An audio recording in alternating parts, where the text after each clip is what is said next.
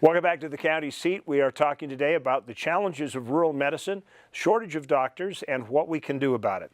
The discussion today is about the what we can do about it and what we are doing about it. Joining us for our conversation is somebody who certainly should know if the programs are working, Rebecca Powell, who is a senior medical student at the University of Utah School of Medicine. And we also have the dean of the School of Medicine, the interim dean, and Wayne Samuelson, the doctor. Thank you for joining. Do you like that title? Is that Almost. fun? A few months away. Almost, and I get to be the doctor. Well, you got to get used to it. So I'm here trying to help you get used to it. Thank you. So I guess I'd start by having you just tell us a little bit. There are basically 3 or 4 programs that are in place right now to try and steer students rurally to a medical practice and then back to a rural community. And I guess you've been involved in 3 of them. I've been involved in, yes. So tell me a little bit about it. So in my college years, I went to Southern Utah University. I'm originally from Utah, a little town called Ivins outside of St. George, for those who are familiar with Washington County. And I went to Southern Utah University, and there they have a program called the Rural Health Scholars Program. This program is a framework for undergraduate students who want to pursue graduate health-related education, whether it be dental school, optometry school, nursing, and in my case, medical school, to become a physician. And so that's what I joined. And being at Southern Utah University, which is a regional school in Southern Utah, a lot of my volunteer experience was in communities even smaller than where I grew up. I would often travel an hour a week to Beaver, Utah, to go to a low-income practice after hours for those who are either without insurance or low-income, staffed by a physician's assistant. And me as the pre-medical student, I was essentially working as the medical assistant, volunteering there. So that's an example of an opportunity I had through Rural Health Scholars during college. My goal my number 1 choice was to come to University of Utah Medical School for my medical degree. I was accepted, and I was happy to. Achieved it. I have achieved it. A few months away from graduating. I graduate in May after 4 years at the school. And one of my goals once I was there was to make sure I could maximize my time in rural settings, to maximize my learning and maximize just what I want to do, which is eventually a rural practice for myself. And so one of those ways I did that is during my 3rd year of medical school, when we start what are called our clinicals. They take us from the classroom, and now they start rotating us through the different departments of the hospital. During my family medicine rotation, I actually requested to go to Blanding, Utah. And so I spent 6 weeks in Blanding, Utah, and Montezuma Creek.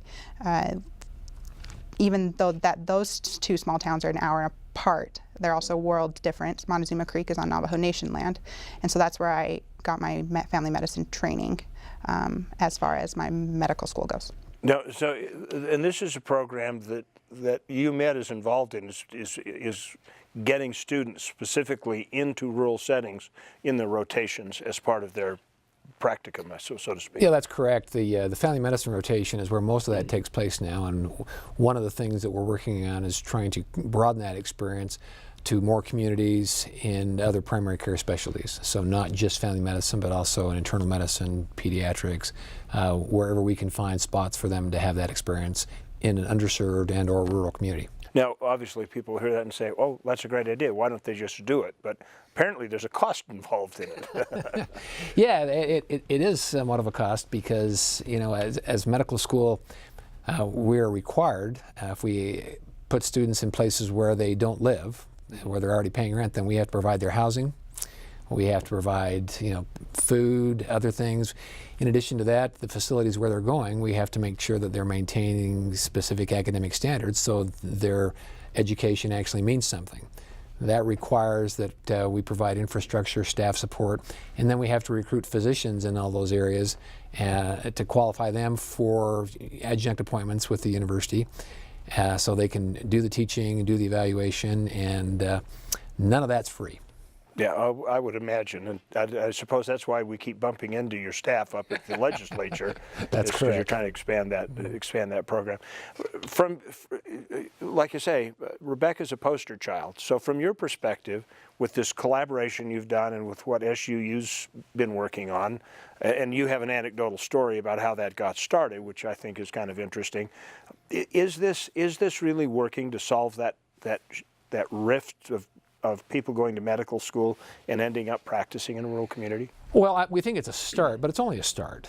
And one of the good things about the Rural Health Scholars Program at SUU is that it recognizes that there is more than just physician care that's important to rural and underserved areas. And so that experience prepares students for a wide variety of positions in healthcare, not just to be physicians, but also to practice in other ancillary areas. And some people start in that program thinking they want to become a physician and decide that they want to be something else, which is also very valuable. But it's only a start. And we feel like if we're really the University of Utah, and if we really are the state's flagship medical school, then we really have to be more assertive and more effective in guiding students who would want to do this into these rural communities. Part of that comes from making sure we get the right students in medical school. And so this begins with the admissions process. Rebecca talks about that program as one of the great programs in the country, not just in Utah. But our current admissions dean, Dr. Ben Chan, and before Dr. Chan, I was the admissions dean. We make regular visits to SUU because we think that's just a gold mine of great candidates for medical school. And we try to work closely with SUU and the people there to make sure that we're giving the students the best information that we can to get them ready. But Cedar City is not the only part of Utah where we could make some inroads. And so we are actively seeking now to bring physicians or hospital administrators or people from other parts of the state into participation on our admissions committee to help us identify students in different parts of the state who really belong in medical school and have them participate in the decision. How young can you start figuring that out? I mean, do you start that at a high school level? Do you start at a college level? I mean, when did you figure that you started going, medicine? Medicine, personally, I didn't discover that until the college level. I actually was a junior in college getting my finance degree at the business school down at SUU before I decided that I wanted to go to medical school and become a physician. So I had to stay on for an extra 2 years to get all the prerequisite courses. But to bring it full circle, one of the organizations I belong to as a medical student at the University of Utah is called UROP, and that stands for Utah Rural Outreach Program. And what that organization does is it organizes medical students, generally first and second years, who have the time in between their courses to go during their winter and spring breaks, and they actually travel to rural high schools in Utah. And they talk about not just medical school, but just any sort of medical training beyond high school. Talking to these kids who maybe you've never considered, like I'm going to be the first student in my family to graduate high school, never even considered college. But if I want to be a physician or if I want to be a nurse, I'm going to have to go to college. And here's some kids. UROP takes any medical students, not just students who came from rural, for myself, I came from a rural community. Right. I like UROP. Any volunteers will take. Right. But I can say I personally came from a small town. My best friends came from small towns, all of us who came from Southern Utah University. And now we're talking in Eskdale, Utah, or not Utah, but Nevada, right there on the border, or Fillmore, or Delta. Or while I was down in Montezuma Creek, I went to the high school down there. And I'm talking to these kids about, if you want to be a paramedic even, that's not necessarily college training, but that is a technical school that you can go to afterwards and get the training that you want. So it's finding those kids, those high school students, as a volunteer and inspiring them that someday maybe they want to go to that university that will get them, for example, like SUU and Rural Health Scholars is extended to Dixie State now. Say if you're interested in going to those colleges, we have frameworks there that can provide you with the volunteer and the experience you need to have a successful graduate school degree. And if you want to be a physician, you can do it too, because I did it. But it can really start even younger than high school. And a lot of our students participate in programs where they tutor. We call these pipeline programs. Mm-hmm. They tutor in the underserved and underdeveloped schools in the Salt Lake area and beyond.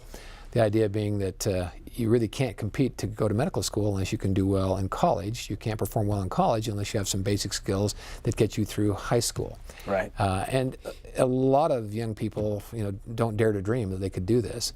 And we're trying to demystify it and make it more accessible to other people. And that's another program that we use.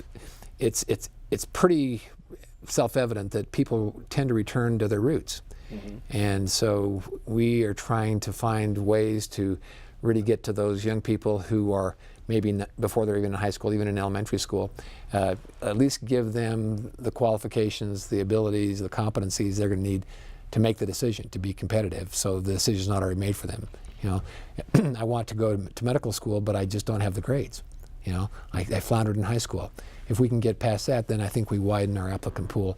That's something that our students, Rebecca's classmates and others, have really been very active in. Historically, do you think there has been, or is there any anecdotal evidence of this actually working, where if you're pulling people from Ivans and pulling them into a program, that they are more likely to actually return to a rural practice, even after the lure of the spouse effect and all the glitter and glamour of specialty practice and all that? There appear to be a couple of influences on the eventual choice for physicians where they want to live and work. A big drive, is where you actually did your residency program. And so residency is what you do after medical school that actually, we call it training, that's what gets you your license. We get the degree here, but they all have to go on and train in some specialty, usually for a period of 3 to 5 to 7 years. That's a big draw, where you finish that up because you've been working with physicians in that community, in that area, and they tend to like you and offer you positions. The other big draw is if you've had a great experience in medical school. A number of other states have done what we are trying to do here, getting students in medical school back into communities that are relatively less well served by physician groups. The idea being, what a great place to live. I could think about living here. I already have ties to this area. I meet the physicians that are working here. They become my mentors. That has worked well in a number of other states, and so that's a program that we're really pushing right now, and that's the biggest reason why you're seeing us around the Capitol right now. So I guess, the thought that came to my head in this conversation, and you both are more than welcome to answer it, is that this is all well and good, but how many residencies can you do at Panguitch Hospital? Yeah, well, that's just exactly the point. You can't. Okay, and Utah has a shortage of residencies, and as we bring more and more young people into medical school, we're pretty much guaranteeing that they're all going to leave and not come back unless we give them a reason to come back.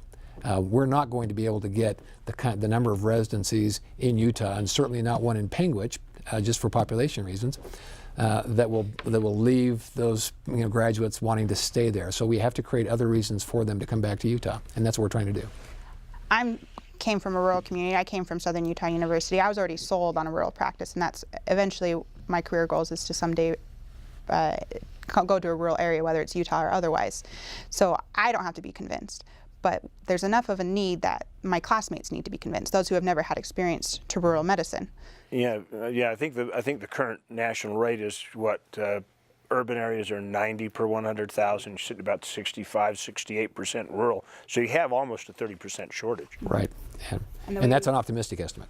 Just talk to Montezuma Creek. They Exactly. will tell you that's way optimistic. And the way we do that is, during my education, my 4 years of medical school education, there's certain rotations that are set. I will rotate through surgery. I will rotate through family medicine. I will rotate through pediatrics. So then I can decide, can I see myself as a pediatrician? Can I see myself as a surgeon? But then there's another question. Can you see yourself as a rural physician? And if you've never had any experience as a rural physician, having preceptors or making those connections or actually being there on the ground, boots on the ground, learning from those practitioners, how can you ever comfortably say this is somewhere I want to go?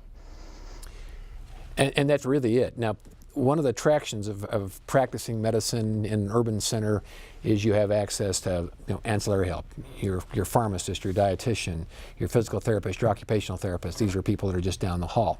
That's not always the case in an underserved area. So another big part of our initiative is creating the same sort of training opportunities or learning opportunities for students in the other health professions. So, for example, a medical student working with a community physician may slow that physician down, but a pharmacy student can actually speed that physician up, because pharmacists are really good, getting your prescriptions ready, doing drug teaching. And these are all things that our pharmacy school teaches, and so we've got this wealth of students that are there. We have the same situation with our nursing school, same situation with our other healthcare schools and programs. And so this is why you're trying to broaden this rotation Right. thing, so you can get them out into rural Utah. Yeah, the catch term is interprofessional care or interprofessional education, but really what it amounts to is allowing people to practice together in their chosen specialty, working at the top of their licensure, and developing those kind of collaborative relationships that really enhance the quality of healthcare and increase the satisfaction for everybody involved. You know, as I approach this show, I keep going back to the TV series Northern Exposure. You know, and I do that bring a chuckle, where this poor guy has no clue. I think he's from Boston or something, and he ends up in a little town in Alaska, and he doesn't even. I mean, there's a chair and an examination bench and his tools and a couple of Inuits that work for him that are on a different clock, and it's a real culture shock for the guy. Does this happen? I mean, I know that there's a reimbursement program that's, I believe, state, federal, and the hospitals chip in, that'll pay like $60,000 for a 2-year contract to go back and spend 2 years filling that gap rurally. So if you go and you fill that gap, I mean, how much culture shock is there at the end without some of these other trainings to get them to think about Well, there's a lot. You know, my own anecdote, I'm a Utah native. I went to this medical school, did my undergraduate work at the University of Utah, but I did my internal medicine training and then subsequently my pulmonary fellowship in North Carolina. And while I was completing my pulmonary training, I used to moonlight in a rural emergency room in a small town called Wadesboro, North Carolina. Very small place. Their hospital was mainly staffed by family medicine physicians that were doing the payback program. They were from other places. They'd been enticed to go there. You know, if you work here for 4 years, we'll forgive your debt and you're done. Okay? The problem with that is that none of them had had any prior experience in a really wonderful place. And all they could talk about was how fast they wanted to get out of there. So they did their time and then they left. And that hospital, that community was dealing with that. So you need more than just forcing people back with the incentive of getting your debts paid because they just start the clock. What we're hoping to do is create relationships, good feeling, and hopefully bring the other healthcare professions along with us. And so someone can go and practice in a rural community or an underserved community and feel like they are practicing state-of-the-art medicine with colleagues who will help them do that, delivering care to a community that's very appreciative. And the impact of that is that's a great place I want to live. I want my family to come here. I want to stay there. That's what we're hoping for. We've seen it work in other states. So, I mean, you look at the student problem, and yeah, they'll do their 4 years or whatever the term is, they're gone. But on the receiving end, that does put that community, even though they have that program, and that guy will be replaced with another 4-year indentured servant, and on and on and on. But that has a continuity of care liability to it, does it not? Well, it does. And the other thing is, it's not satisfying for the physician. One of the best things, and you can tell by the gray hair that I'm sort of on the downhill slide in my career. Okay, but one of the things I find most satisfying is the patients that I've been taking care of for many years. Mm-hmm. When you start the relationship with a patient with the expectation that it's only going to be temporary, you're going to be out of here, then I don't think the physician gets the satisfaction that he or she would like, and certainly it can't be satisfying for the patients. We want to change that entire dynamic. And I think if we look at students like this, Rebecca's already sold, and she's going to be the ultimate kind of primary care doctor. You're triple boarding, right? Yes. So adult psychiatry, child psychiatry, pediatrics. I mean, this young woman's going to be an asset to whatever community can land her, and she'll be great. We want more Rebeccas in more places. How do you think you motivate your peers to do that? I think it's honestly exposure. I already know I don't want to go into ophthalmology or orthopedic surgery because I had exposure to both during medical school, and I knew that was not the specialty for me. So beyond specialty choice, there's the choice of where do I want to live and what kind of practice do I want. I know what it feels like and I've looked into family medicine in Salt Lake City. I also looked into family medicine in Blanding and Montezuma Creek. I know pros and cons of both. It's because I've seen them both, and so I feel comfortable saying I want to go back to a rural area. You asked earlier, Rural Health Scholars has been around long enough. They just had their 10th anniversary a year or two ago at Southern Utah University. One of their original students from one of their first years was actually one of my preceptors in family medicine down in Blanding. Oh. And he went away. He left the state for residency training and then came back and is in one of those repayment programs that you were speaking of in Blanding, Utah. And again, took some convincing for his wife. But once he did, they love it. They love it down there. It's a great community, and it's a great place to raise their kids, and they're very happy with their choice. And so it was really fun coming from the Rural Health Scholars to then have a preceptor who was 10 years my senior after he finished medical school and then residency to now be my teacher. Wow. And he went through the same program I did and is doing what I want to do. So I'm going to ask one final question. We're going to turn this table into a large roulette wheel, and you got to put your money on a spot on the wheel for the best single thing that we need to do to put more medical practitioners, whether they be PAs, doctors, pharmacists, into really small rural communities and change the flow. What's the number that what is that program that you're placing your bet on? Well, I think the program that puts the students, while they're still trying to decide their future, in contact with the people, the situation, the community, and the environment, that lets them know what it will be like to be a real doctor there, will have greater influence than all the preaching, teaching, financial incentives, anything like that you can offer. Do the communities need to pay more attention to the young kids that are coming through on their rotations? I think they really try. One of the problems is that we at the medical school have not facilitated that. We're trying to change that right now. Yeah. Working more with the communities and, like I say, getting the right students into medical school. That's why we are actively soliciting people from the communities where we're trying to put students to participate with the medical admissions committee.